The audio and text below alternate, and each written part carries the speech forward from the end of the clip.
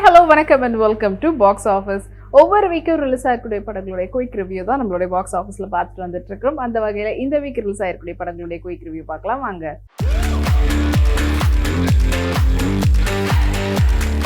இப்போ நம்மளுடைய பாக்ஸ் ஆஃபீஸில் நம்ம பார்க்க போகிற திரைப்படம் தொடரும்.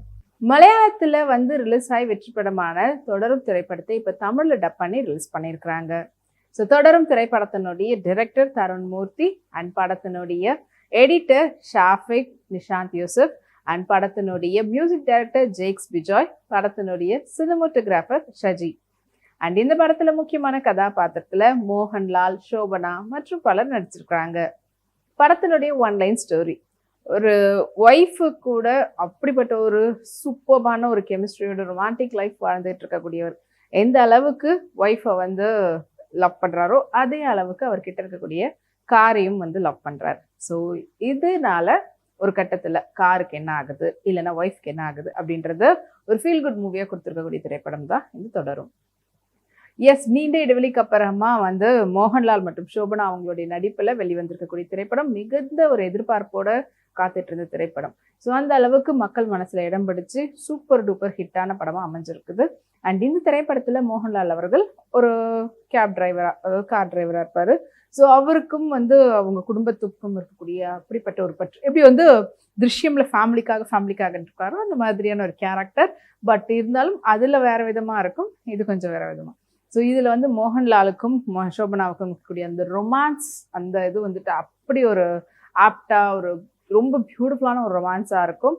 அண்ட் அந்த ஒரு ஹஸ்பண்ட் ஒய்ஃப் கெமிஸ்ட்ரியை தாண்டி இப்படி இந்த பக்கம் பார்த்தீங்கன்னா அவருடைய வண்டி அண்ட் அவருக்குன்னு ஒரு தனி ஃப்ரெண்ட்ஸ் கேங், அவங்களோட அந்த டைம் ஸ்பெண்ட் பண்ணுறதா இருக்கட்டும், அந்த ஃப்ரெண்ட்ஸோட இருக்கக்கூடிய அந்த ரிலேஷன்ஷிப் அண்ட் அவர் எவ்வளவு தூரத்துக்கு அந்த காரை அவர் லவ் பண்ணுறாரு அப்படின்றது.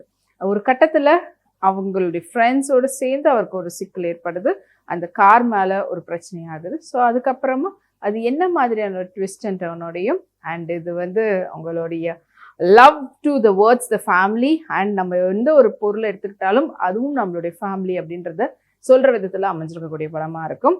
டெஃபினெட்லி ஃபீல் குட் அப்படி மூவி தான் சொல்லி ஆகணும். அதுவும் இல்லாமல் மோகன்லாலுடைய படம் அப்படின்னாலே அதுக்கு ஒரு தனி மார்க்கெட் இருக்கும். அவருடைய ப்ரீவியஸ் படம் ஒரு மாசான படமாக இருந்தாலும் இந்த படம் அவருடைய நடிப்புக்கு பயங்கரமான தீனி போடுற படமாக அமைஞ்சிருந்தது.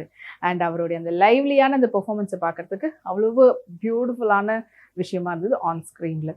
அண்ட் படத்தினுடைய சினிமோட்டோகிராஃபி, ஓ மை காட், அப்படியே அங்கே இருக்கக்கூடிய அந்த நேச்சரை நம்ம கண் முன்னாடி அப்படியே நம்மளுக்கு, அது இந்த சம்மருக்கு அப்படிப்பட்ட ஒரு பியூட்டிஃபுல்லான ஒரு ப்ளசண்ட்டான ஒரு சினிமோட்டோகிராஃபி பார்க்கறதுக்கு அவ்வளோ நல்லா இருந்தது.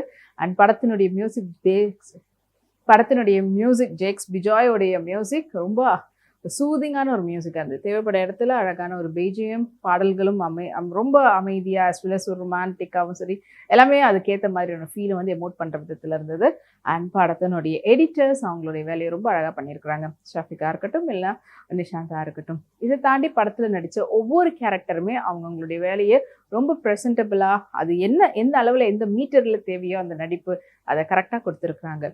அண்ட் இவங்க எல்லாருக்கிட்டே கரெக்டான வேலையை தருண் மூர்த்தி வாங்கியிருக்கிறாங்க. இந்த படத்துக்கு ஒரு பெரிய ஒரு பில்லர் அப்படின்னு பார்த்தீங்கன்னா படத்தினுடைய ஸ்க்ரீன் பிளே தான்.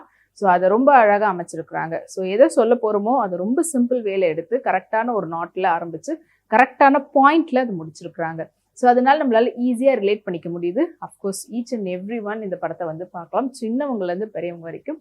ரொம்ப ஒரு வேல்யூபிளான ஒரு டைம் நம்ம ஸ்பெண்ட் பண்ணுறதுக்கு ஒரு ஆப்டான படம் அப்படின்னு சொல்லலாம். அது இல்லாமல் தேவையெல்லாம் போயிட்டு சண்டை அது இதுன்னு சொல்லி பார்த்து இன்னும் டிஸ்டர்ப் ஆகிறதுக்கு ஒரு கூலாக நம்ம இருந்துட்டு வர்றதுக்கு ஏற்ற மாதிரியான ஒரு படமாக தான், சூப்பரான ஒரு ஃபேமிலி ட்ராமாவாக அமைஞ்சிருக்கிறது தான் இந்த தொடரும் திரைப்படம்.